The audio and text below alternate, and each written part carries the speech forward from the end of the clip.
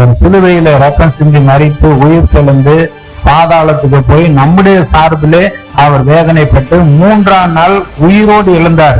எல்லா துரைத்தனங்களையும் அதிகாரங்களையும் உரிந்து கொண்டு வெளியரங்கமான கோலமாக்கி சிலுவையிலே வெற்றி சிறந்தார்னு சொல்லப்பட்டிருக்கு. பிசாசின் தலையை நசுக்கி அதிகாரத்தை எல்லாம் பெற்றுக்கொண்ட இயேசு அப்படி அவர் கொண்டு போகல, மறுபடியும் சபைக்கு தான் கொடுக்கிறார், சீசர்களுக்கு தான் அதிகாரம் கொடுக்கிறார். நீங்க உலகெங்கும் புறப்பட்டு போய் சர்வ சிருஷ்டிக்கும் சுவிசேஷத்தை பிரசங்கம் பண்ணி பிதா குமாரன் பரிசுத்தாவின் நாமத்தினால ஞானஸ்தானம் கொடுத்து நான் கட்டளையிட்ட யாவையும் கை கொள்ளும்படி அவர்களுக்கு உபதேசம் பண்ணுங்கள், இந்த உலகத்தின் முடிவு பரியந்தமும் நான் உங்க கூட இருக்கிறேன் என்று சொல்லுகிறார். அப்ப விசுவாசிகளுக்கு அதிகாரத்தை கொடுத்துட்டார்.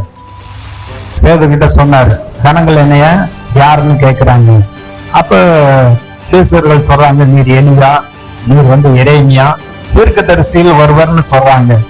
சீசர்கள்ட்ட மறுபடியும் கேட்கிறார், நீங்க என்னைய யாருன்னு சொல்றீங்க அப்படின்னு கேட்கிறப்ப மற்ற 11 சீசரும் பேசாம இருக்காங்க. பேதுரு சொல்றார், நீர் ஜீவனுள்ள தேவனுடைய குமாரனாகிய கிறிஸ்து அப்படின்னு பேதுரு சொன்ன உடனே பேச சொல்றாரு, பேதுருவே, மாம்சமும் ரத்தமும் இது உனக்கு வெளிப்படுத்தல, பரலோகத்தில் இருக்கிற பிதாவே உனக்கு இத வெளிப்படுத்தி இருக்கிறார்.